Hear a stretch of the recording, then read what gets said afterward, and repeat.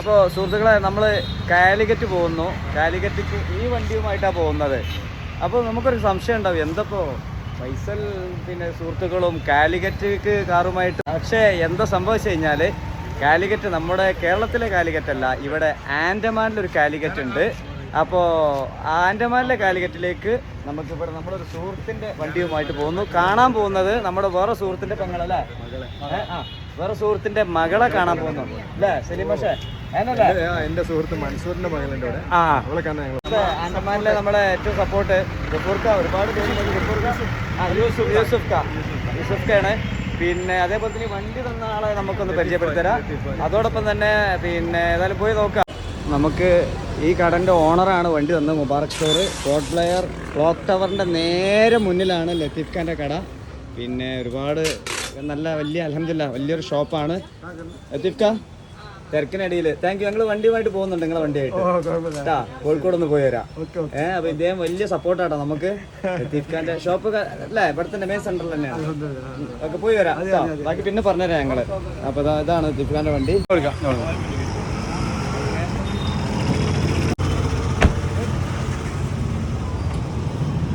നമ്മള് സുഹൃത്തുക്കളെ, നമ്മള് ഇതിന്റെ റൂട്ട് മാപ്പ് ഇട്ടിട്ടാണ് പോകുന്നത് കേട്ടോ.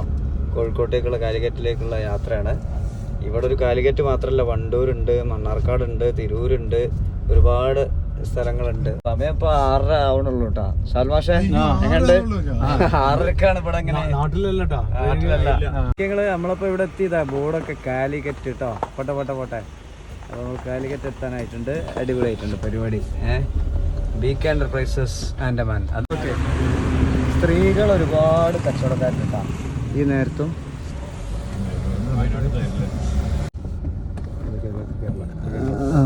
ഇതെന്താ ഇവിടെ എത്താനായിട്ട് നമ്മള് കോഴിക്കോട് നമ്മളെ നാളെ വീട്ടിലെത്താനായി. വളരെ സന്തോഷം, നമ്മള് കോഴിക്കോട് എത്തിയിട്ടുണ്ട്. അപ്പൊ നമ്മുടെ ആൻഡമാൻ കോഴിക്കോട് എത്തിയിട്ടുണ്ട്. ഇതില് ഒരുപാട് വിശേഷങ്ങൾ നമുക്ക് ഒരു പക്ഷേ കിട്ടും. അപ്പോൾ ഇസ്മായിൽക്കാണ് ഇവിടെ, ഇസ്മായിൽ ഹാജിയാണ് ഇവിടെ. പിന്നെ ഏത് ഡിപ്പാർട്ട്മെന്റിൽ വർക്ക് ചെയ്യണത്? Shipping corporation of India. അപ്പോൾ വലിയ ഉദ്യോഗസ്ഥനൊക്കെയാണ്. അതിലുപരി നമ്മുടെ ഫ്രണ്ടിന്റെ മകൾ അവിടെ ഉണ്ട്. ക്യാമറയിൽ വരാൻ ചെറിയൊരു പ്രയാസമുണ്ട്. സന്തോഷം, ഓരോരുത്തർക്കും ഓരോ പ്രശ്നം കാണാം. പക്ഷെ എനിക്ക് ഭയങ്കര സന്തോഷമുണ്ട് നിങ്ങളെ കണ്ടപ്പോ തന്നെ. പിന്നെ നിങ്ങളുടെ ഗ്രാൻഡ് ഫാദർ ആണ് എനിക്ക് തോന്നുന്നത്. പിന്നെ ഇവിടെ 1921 വന്ന ആളുകളാണ്. അത് പിന്നെ ഉപ്പയുടെ പേരെന്താ? വല്യപ്പാന്റെ പേര് കുഞ്ഞാലി. ഉപ്പയുടെ പേര് ഹുസൈൻ. അപ്പോ പിന്നെ അതിനുശേഷം ഇപ്പൊ നിങ്ങള് 3rd ജനറേഷൻ 5th ആയി. നമ്മളെ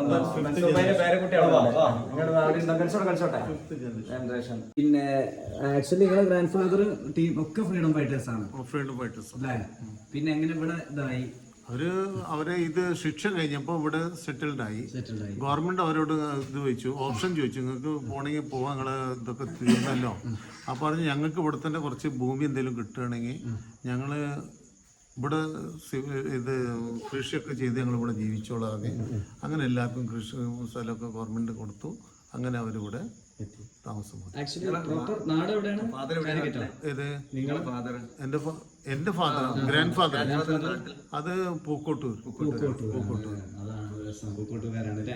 നിങ്ങൾ പിന്നെ എനിക്ക് തോന്നുന്നത് എങ്ങനെ ഹൈ ക്വാളിഫൈഡ് ആണല്ലോ നിങ്ങളൊക്കെ. നിങ്ങളുടെ ബ്രദേഴ്സ് ക്വാളിഫൈഡ് ആണ്. ഒരു ബ്രദർ പോലീസില് അല്ലേ, സബ് ഇൻസ്പെക്ടർ ആയിട്ടുണ്ട്. അങ്ങനെ ഒരുപാടുണ്ട്. മക്കള് നല്ല എഡ്യൂക്കേറ്റഡ്. Education importance. നിങ്ങളുടെ മക്കളല്ലേ? പിന്നെന്താ മൻസൂറിന്റെ മകൻ എന്താ ചെയ്യണത്? മൻസൂറിന്റെ മരുമോനാ, അവന്റെ മോനാ. നിങ്ങളുടെ മോനെ? അവന് എഞ്ചിനീയർ ആയിട്ട് CT മെക്കാനിക്കൽ ബിടെക് കഴിഞ്ഞതാണ്.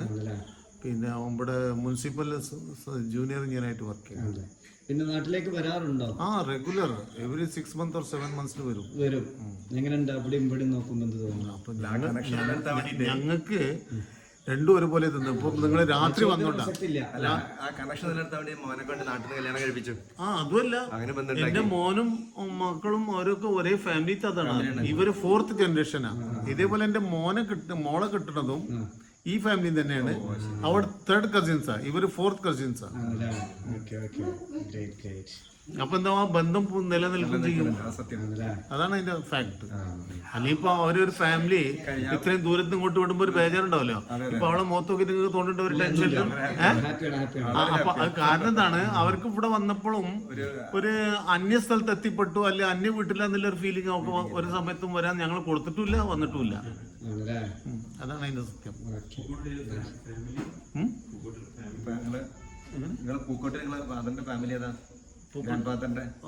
അവര് ഉൽപ്പം പള്ളിയിൽ എന്ന് പറയും.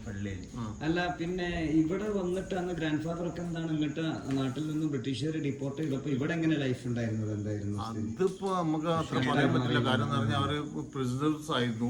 പ്രിസണേഴ്സ് ആണ്. പിന്നെ അവരോട് ചോദിച്ചതാ, നിങ്ങൾക്ക് വേണമെങ്കിൽ നിങ്ങളെ നാട്ടിൽ പോവാ, നിങ്ങളെ ഫാമിലിന്റെ അടുത്തേക്ക് പോവാ. അപ്പൊ പറഞ്ഞ് ഞങ്ങൾ സമുദായത്തില് ക്രിമിനൽസുമാരി ഞങ്ങളവിടെ ക്രിയേറ്റ് ചെയ്തതാണ്.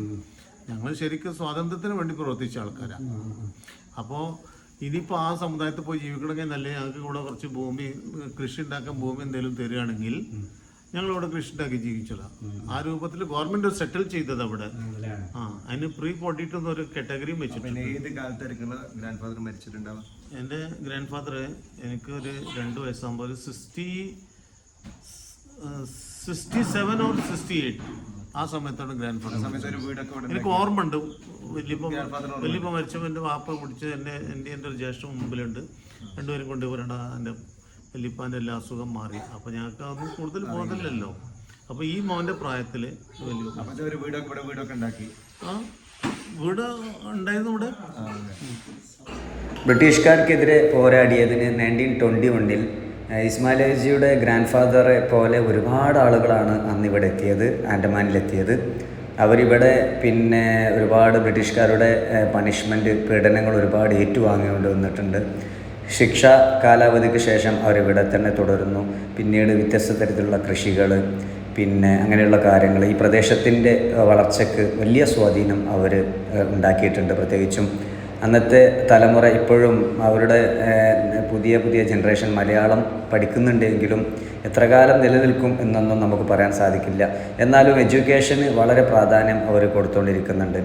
ഇവിടെ പല പ്രദേശങ്ങളിലും മലപ്പുറം, മഞ്ചേരി, വണ്ടൂർ ഇങ്ങനെയുള്ള മണ്ണാർക്കാട് പോലെയുള്ള സ്ഥലങ്ങൾ, കോഴിക്കോട്, കാലിക്കറ്റ് പോലെയുള്ള സ്ഥലങ്ങളൊക്കെ അവർ അന്ന് നാമകരണം ചെയ്തതാണ്. അന്ന് ഇന്നും നമുക്കൊരു വലിയ നൊസ്റ്റാൾജിയ പോലെ ഇവിടെ വന്നപ്പോൾ കാണാൻ സാധിച്ചു. ഏതായാലും വീഡിയോ അഭിപ്രായങ്ങൾ രേഖപ്പെടുത്തുക, ഷെയർ ചെയ്യുക, മറ്റ് സപ്പോർട്ടുകളൊക്കെ ചെയ്യുക.